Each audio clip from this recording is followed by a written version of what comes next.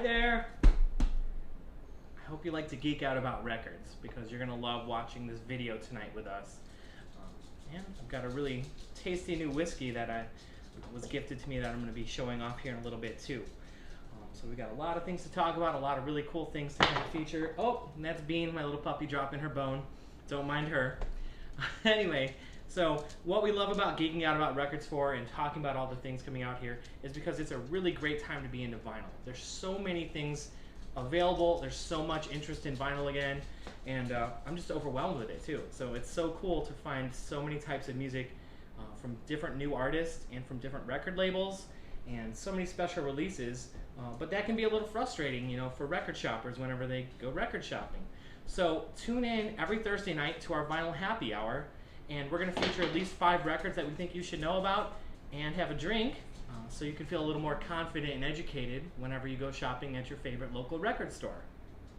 So I'm Skylar from Culture Shock Clothing and Records here in Rockford, Illinois. This is episode 7 of our Vinyl Happy Hour. So please drop us some comments if you love geeking out with records too. Let us know what you think about this show. If you've been missing some of the previous ones, you can find them on YouTube. Just go to the Culture Shock Clothing and Records page on YouTube, or you can just search Vinyl Happy Hour and find it too. And if you don't want to miss any of our episodes every week, just hit the little bell below and it'll give you a little reminder about our new episodes when they come up. And we might even lead into featuring other videos about different topics, things that you might comment that you'd like to see more from us. So again, if you missed part of the episode or you're just catching this live, you can find it on YouTube. Otherwise, Lauren's here too, filming with me. So leave some comments and she'll be checking them out as we go along. But we're going to get started here. First off, I have a really a great little gift from our friend Zeke and Stephanie, some great customers here at Culture Shock. You can find their Instagram page anyway at Zeke, that's ZEKE _ and A-N-D, and then _ Linguini _ adventures. Find out what those guys are up to. They're always doing some cool stuff. They've been really into taking their Jeeps out and camping and stuff, I know, and they visited Three Oaks, Michigan, and at this great little distillery up there, gifted us this bottle of Journeyman Distillery Kissing Cousins whiskey. This is brewed, you know, like kind of like a bourbon whiskey, but they call it Kissing Cousins because it's in partnership with Wincroft. It's a winery, so it's really different because what they did is they aged the whiskey. Oh, it's also all organic, which is a really interesting thing, and they bottle it in these little bottles, but then they take it out of the barrel and put it in a year in a Cabernet wine barrel. So that gives it a much different, you know, sutured flavor, and of course being in Michigan and being organic, all the woods there, the earth, the water that they're using really help filter that and give it a different taste. The bottle's cool. It's a little micro bottle. It's numbered batch number 5 out of 750, and it's sealed with like a wax coat lid. So I kind of like love looking for a bourbon or a whiskey or a drink how I love looking for records, finding out the details about it, checking out the bottle. Of course, drinking it and tasting it is the best part of it. It has a very young fruit taste, but definitely I feel the wine aftertaste with it, which is kind of a unique flavor. I love it, which is strange. I don't really care for wine, especially reds. I prefer a smoky or a vanilla, you know, bourbon flavor. But it's got a really great combination. I haven't quite tasted another whiskey like it. So really cool to check out a new one from a little distillery up there in Wisconsin or Michigan. So hopefully I can get up there and check it out sometime and take a tour myself. The first record though tonight for our Vinyl Happy Hour, Go Torpedo. Please drop some likes too if you know these guys, if you're around the Rockford area have seen them. A really awesome band. They're different than any other band I've ever seen. We know the guys really well and have seen them several times. We picked this album up from them at their record release show a couple months ago at Mary's Place. The live setup is one guy playing like a kick drum and snare with his feet on a stool, and he's playing guitar and singing all at once. And they played with another guitarist and a bass player also, doing some vocals together. It's such a cool setup live. They sound so great, have such great energy, but their record also sounds amazing. They kind of consider themselves like a Midwest blue-collar punk, and it's definitely more punk than anything. There's definitely a garagey and a grungy feel to it. It's a little aggressive in some points too. I love the heavy sound of it, which is so cool they could do it with such a stripped-down set. I even take maybe a little bit of like MC5 or some older punk with it. Love the sound of it though, so see them live if you can. Their show is awesome. But their record is available through their Bandcamp, at their shows. We have it at Culture Shock too.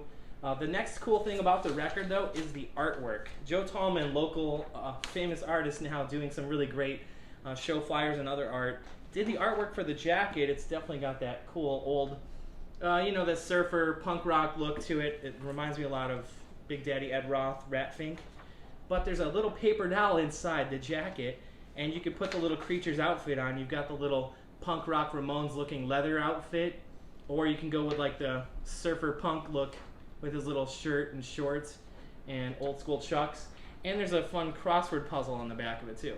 So a very interactive record, recorded here at Underground Squirrel Studio. It came with some stickers, just such cool artwork. It comes with a download as well. So check out Go Torpedo.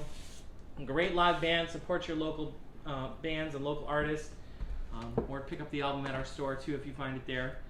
My next release this week that I want to talk about, this is coming out tomorrow. It was released years ago, but it's been out of print forever. This is Tom Petty and the Heartbreakers, the live anthology. It's a 7-record box set of all their live stuff from '80 through 2007. The box set looks amazing. It's actually, you can see on there, it's a booklet-like, so it's really long. It looks like an old school library book, or like a book of the old '78 records that used to come in a booklet, and it opens up like in pages with all 7 records inside. Really great job on the spline and the packaging of this. Tons of great songs, of course, Even the Losers, all these great songs over their career, all live. So that's a cool record set coming out tomorrow, a box set. That's going to be another holy grail in the future. Another new release tomorrow is from Cowboy Junkies. We haven't heard from them in a few years. This is going back to one of my old favorites, their first album, the Trinity Session, which came out in '88. Love these guys. I just talked about them a couple weeks ago, I think, for the Natural Born Killers soundtrack. They did the song Sweet Jane on that. That was their first album in '88. Canadian kind of alt-folk band, or like cool country rock band. It's comprised of a couple brothers and a sister doing vocals and guitar. The bass player's no relation, I guess, but the bass guitar sounds really good on this new album, by the way. And the vocals are always just cool, kind of haunting almost, like this really just good acoustic country vocals and guitars. They're considered more kind of alt-rock, I guess, but it has that cool country folk tinge. This album has been a long time in the making. It's really funny how they wrote this one song, All That Reckoning, that's self-titled on the album, and they have 2 parts of it. It starts with All That Reckoning, part 1, and ends with part 2. It's pretty much the same song, but they had 2 different ways of recording it, and they loved it so much they put both covers of it on the album, both copies of it, I mean, on the album. Next one, we're going to go in a totally different direction. One of my other favorite bands, much heavier, much different, Between the Buried and Me. They're like prog rock, adventure rock, whatever you want to call it, metal. A cool band. They're like really adventurous music. It kind of has quiet, very intrinsic parts and whatnot, and then it gets really heavy. It'll even break into like some death metal almost out of the blue. But what's really cool about this album is as they get older and get a little more into their musicianship, they're having some very long songs. Some of them can be 10 to 15 minutes long. They released the first part of this album a few months ago. This is Automata Part 2. Part 1 came out a few months ago. And when I opened the record, it's kind of cool that, well, first of all, it's on like clear purple vinyl, but it's side C and side D. So it's the companion to the first album, and it just kind of carried over to the second release. So that's cool. This is a band that I've been able to get into every single album they've put out. Now it must be at least a dozen albums. So I don't know if you guys are like that, but I always love trying a new band's album if I was into their old stuff, seeing where it takes me. That's kind of a rabbit hole to get into, though, because as your record collection grows, you just find so many things and so many releases that once you start collecting their albums, you just have to keep going. So that's how I am. If you're the same way, tell us below. Tell us a band that you have every release that they've ever released. My next one is going to be my holy grail, but this is a release that's coming out tomorrow from a very obscure album from 1969, Ode to Quetzalcoatl by Dave Bixby. Dave Bixby. It's a very strange name. I never say it out loud. I just realized till I look at it. I've always said it in my mind and always looked for this album. The original pressing was only about 1,000 copies, and it was very obscure. This guy kind of goes with our drink tonight. He's from Michigan, but he was born in Rockford, Michigan, not Illinois. The original pressings of this album can go for well over $2,000. I'm still looking for one. Luckily, this Guerssen album from Spain has reissued this long lost relic. Such a cool album. The story of Dave Bixby is a strange one. He was in the 60s in some garage bands and high school bands that played like Battle of the Band shows and stuff like that. He loved hanging out on the beaches in Michigan and smoking pot and drinking beer. Well, then he got into LSD. He did a lot of acid and had a really deep trip, a dark one, and it led him into being very internal. He had a kind of a meltdown, I think, and then he found God and joined this Christian group and started going to these meetings and started playing his guitar. He picked up his music again and started making songs and was playing at these meetings. It was kind of about how he'd gone through a drug trip and now was seeing a new light. But he recorded this album totally acoustic guitar, just his vocals and acoustic guitar. It's a killer album though. It's very dark, very interesting, just so unique. It's a weird one though, for sure. But it's so cool to hear it. And what's funny about it is after years of obscurity, it was rediscovered and found by some modern indie and rock artists, even people like Devondre Barnhart and MGMT have picked it up. The music is so haunting and so cool, but the originals are so rare. Thank God there's a reissue of it. I would love to, this is why it's a holy grail if you can find an original. Even there was a slight reissue that came out a few years ago and has gone out. It's described as a tormented, religious, moody, drug-damaged, acid folk album from USA 1969.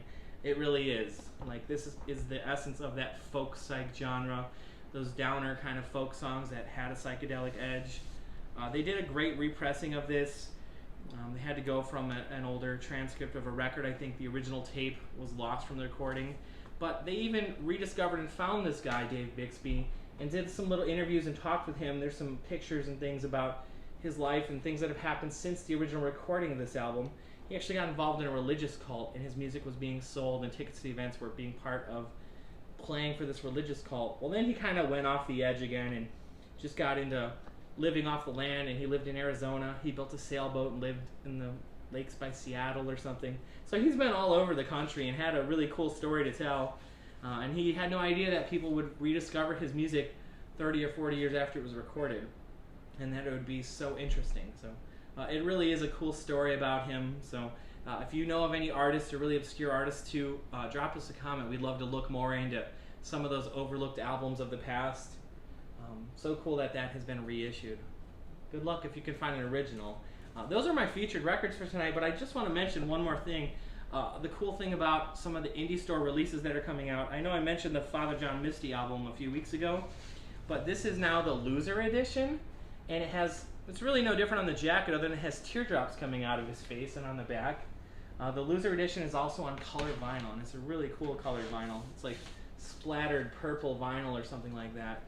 And I think this was the version that's only available to like indie record stores, and we got some free stickers to give away. So that's one of the cool things about coming to an indie store and finding the special releases, is the things you won't get if you're buying them online or somewhere else like that. A lot of times we get freebies or specials or promos, and we get special versions of the record that only come out to independent record stores. The detail of some albums is cool. It's got a download. If you can see inside the jacket though, usually the inside of a record jacket is just plain white, plain black, but this one's actually printed this floral pattern on the inside. So I just thought I'd mention that. That was really cool. Again, there's so many new releases and new records coming into the store every Friday. You got to come in and come dig through and check it out. It'd be a lot of fun. And again, every Thursday night we're going to be doing the Vinyl Happy Hour videos featuring some different stuff. So please, if you like what we're doing and love talking with us about this, give us some comments, give us some likes below, and keep checking out our videos. So until then, we'll see you guys later. Thanks so much. Cheers.